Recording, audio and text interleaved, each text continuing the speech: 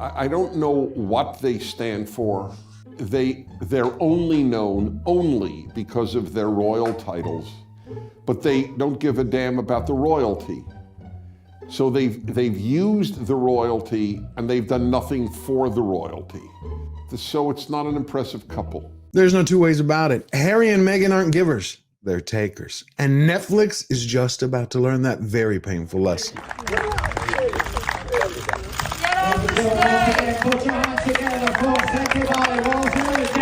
While the for-profit philanthropist posed for the cameras, Meghan peddled her strawberry jam. She was stalking social media and then got caught treating the person like a peasant, all before her UK website for American Riviera Orchard was hijacked, just as she was being mocked. So all you'd have to do is Instagram yourselves using my ketchup. Who's that? That's your nephew, Archie. Why have we not met before? So are you going to do the f***ing Instagram or not? Meantime, Harry was preaching about the climate, cut ties with family, was shamed by a high court judge just in time for him to give the United Kingdom a giant middle finger. Now, many people think the Meghans are different. They're really not. They're just two sides to the same self-serving coin.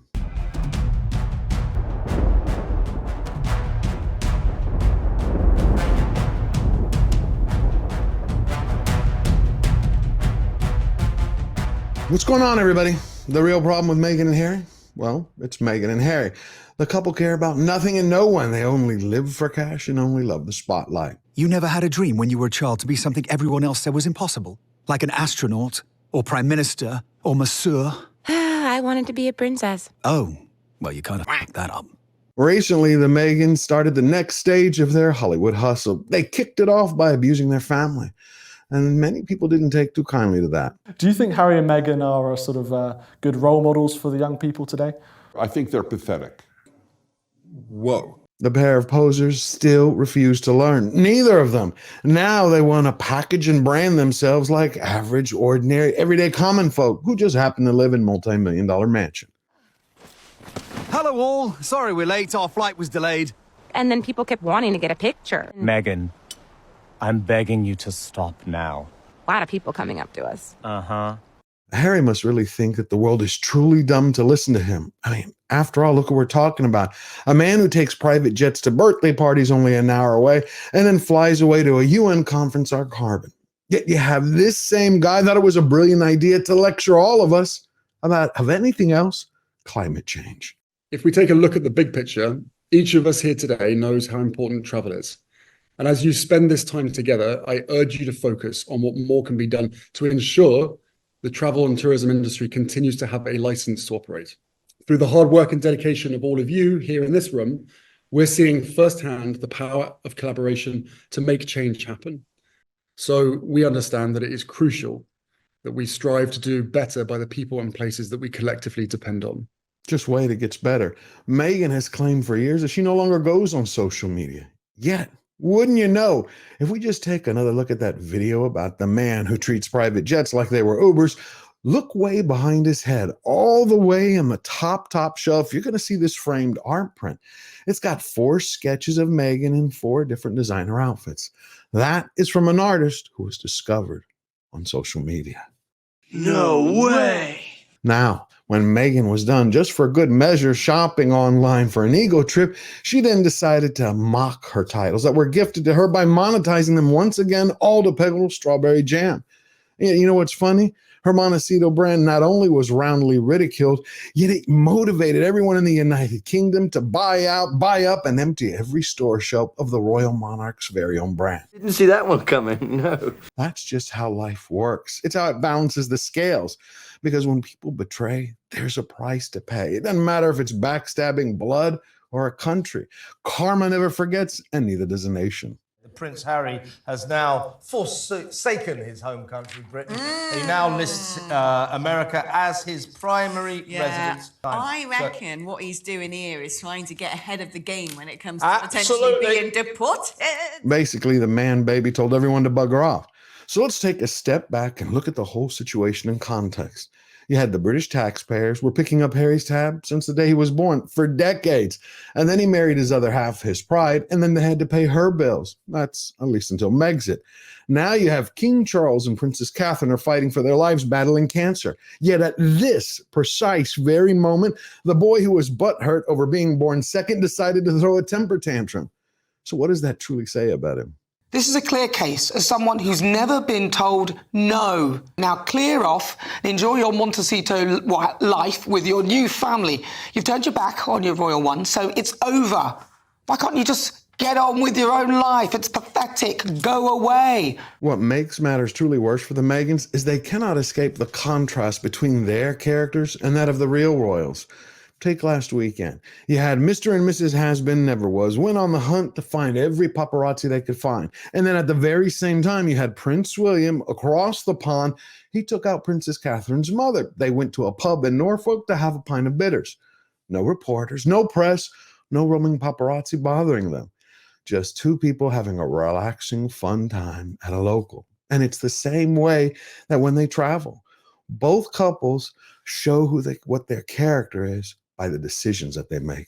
Before we go on, if you enjoy the channel, please do me the favor, watch the video from beginning till end, because the longer you watch it, the more it helps YouTube rank it and share the video with everyone. Thank you. Your support means everything.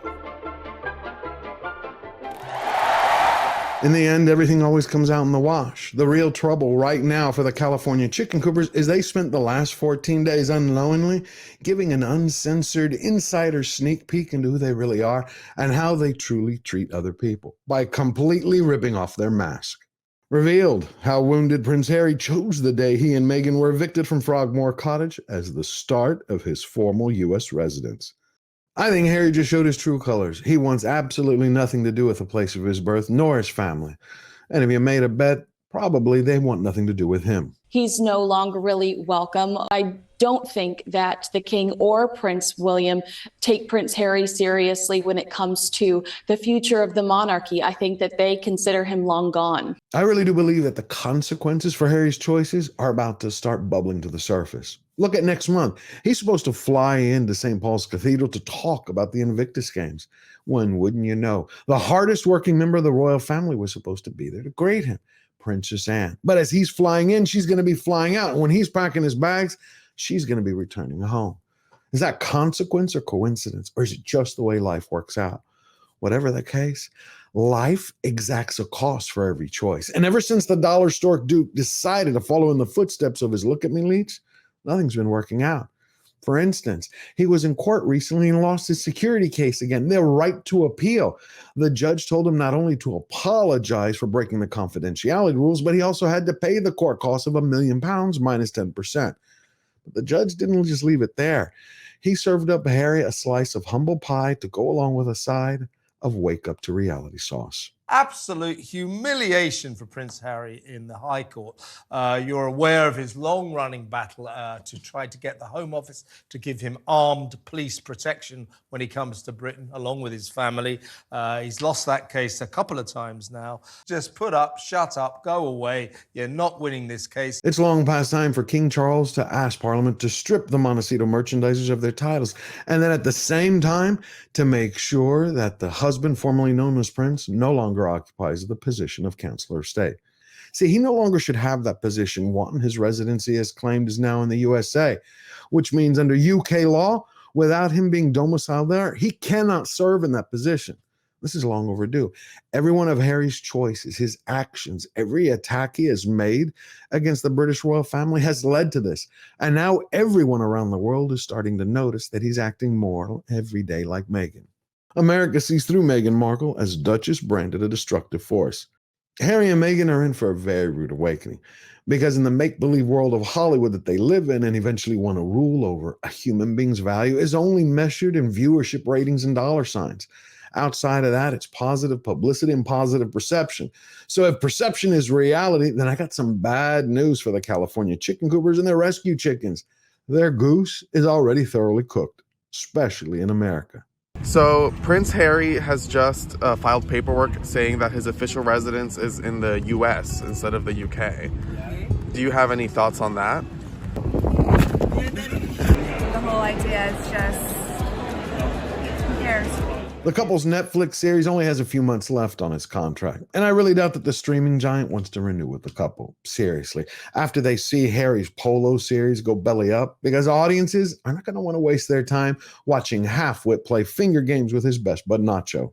As for Meghan's cooking show, she might have had a chance at having a hit had she had talent, work ethic, and could get along with people. The one thing Meghan had going for her is that people were curious to see where a delusional Hollywood diva lived. That's it. But a report from 2 days ago states that Meghan has moved the cooking set from her home to a stranger somewhere else in Montecito. I am very disappointed. So now the curiously inclined have no reason to tune in. I think this show is going to bottom out faster than Spotify gave Archetypes a boot, because the Harry and Meghan keep repeating the same mistake. They're inauthentic and fake. They promise one thing and deliver another. And today, it's about get real or go home, because that's the only way to live. You're damn right. Now, if you enjoyed the show, hit the subscribe, smash the like button, and share with everyone you know. And to win every battle and stay true to yourself, all you have to remember is, we never bow down, we never bend the knee. Always forward.